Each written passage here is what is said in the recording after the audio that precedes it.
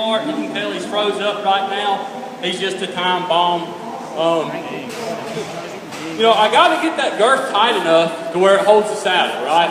When this guy jumps and bucks, that saddle's got to stay in place. I don't want it rolling up under him or causing any more problems.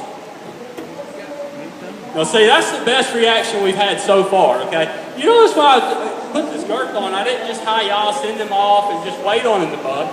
You know, and that's really not what I want. That's not what I wanted all weekend, okay? I want to try to help him through this process, okay? Try to ease him around, just slowly get his feet moving. He's just kind of took a different route. But that was a little bit better there, okay? I really like the way he stepped off. Now, that doesn't mean that he's not going to blow up at any given minute, but it is improvement, okay? And that's what we're all about. That's what we're looking for. So again, going back to talking about this girth here, I'm going to go ahead, since he moved around a little bit, he probably let a little air out. Just going to do it up a little bit more, get it in my buckle. Again, it's just a fine line on this girth when you're girthing them up for the first time. Again, we can't do it too loose and baby them too much, because if they explode, we lose our saddle. Okay, so I'm going to try to send him forward. Yeah, not bad, okay, not bad. I really like how he's trying to think his way through here. Look, he's trying to feel. I mean, he's trying to be good, no doubt about it. Okay, this is the best this horse has saddled yet.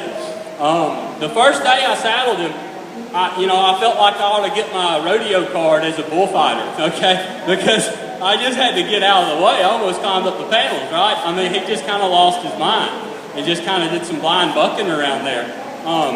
To where today, again, he's trying, okay? It's not the best, but he is trying, and that's what I like to see. You know, if we were in a round pen, I might turn him loose here. All he needs to do is move out and move forward, okay? And it's kind of hard for me just having him on a short lead rope without this having a whole lot of foundation, right? This horse really doesn't know how to lunge yet. So as he's going around, you know, he's kind of fighting this lead rope as well. You know, it's kind of hindering that forward motion, right? I would rather just kind of kick him loose and just send him on. But in this big pen, as kind of standoffish as this little guy is, it might take me 15 of my 30 minutes to catch him again, okay? But this is getting better, okay? He's trying to free up. Wish he would do a little better job, a little faster. I don't think he got the memo that I only have 30 minutes to get him broke and ride him through an obstacle course with big scary stuff.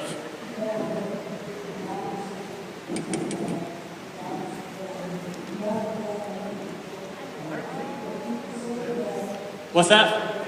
13 minutes, okay. We're getting close to the deadline here.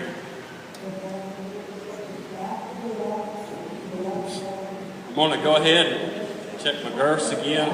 You know, I know most of y'all here ride and probably understand, but I see a lot of people getting a lot of trouble for not double checking them girths. I check mine 3, 4, 5 times sometimes. Some horses blow out worse than others, but I mean, rule of thumb, always check them 2 or 3 times, especially if you're going to get on one that might just blow up. But see, I really like that. I like how he's not pulling on that halter quite as much, and he's just kind of willingly moving forward. All right, we're going to try to be a little slick here, a little sneaky, and try to slip this back girth on. And he's probably going to have something to say about it. But he needs to get used to it. I ride all my horses with a back girth. You know, it's just good to have, I think. It's good to get your horses used to them. It's really important, like again, I mean, just as far as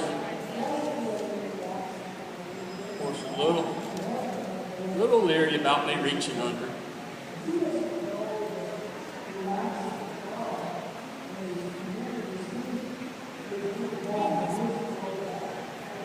For some reason I'm having a hard time finding my buckle. You know, he's kind of leery about me reaching under him again, just because he's, he's just not quite comfortable yet. He's just not confident, right? That goes back to him being just a little cinchy. I mean, and the reason he's cinchy is just because, as far as he's concerned, this saddle and girth might as well be, an African lion on his back with his claws dug into him, okay? And he's just kind of thinking about surviving, right? Bucking that lion off. That's what we're dealing with here. But again, and I'll kind of mention this too.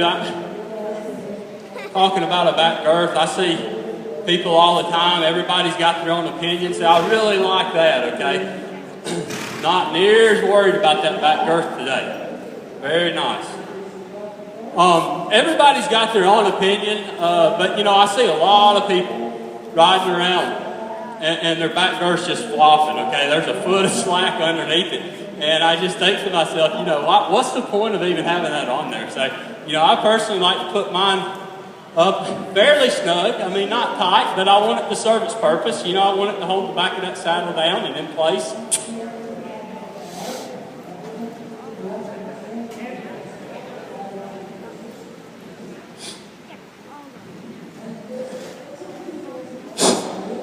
The one good thing this horse has got for him, well, actually he's got a lot of good things, is his willingness to move forward, okay?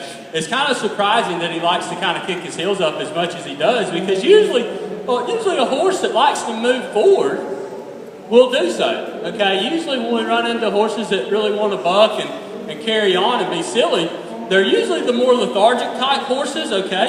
And instead of moving forward, okay, they'll want to just go up, okay? They'll kind of think of that as an easier route than moving forward and going to work.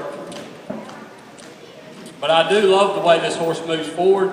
He moves forward kind of freely, but he also, riding him in the round pen there, he moved forward pretty relaxed, okay? So he moved forward freely and relaxed, which is the two things that I like, right? Because I don't want him to just move forward, take off running wide open, and be silly bouncing off the panels.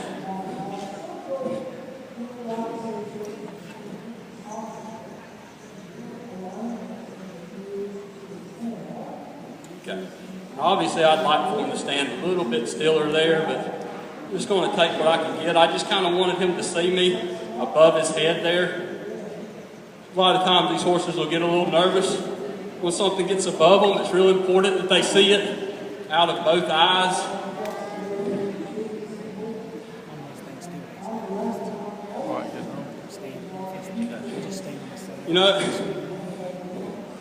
I've been riding this horse with this halter and lead rope. It wasn't necessarily planned to go that way. I know a lot of guys do. I usually start mine with a little snaffle bit. To be honest with you, I just kind of ran out of time. I was wanting to get that snaffle bit in yesterday. Didn't happen. I was wanting to do it today.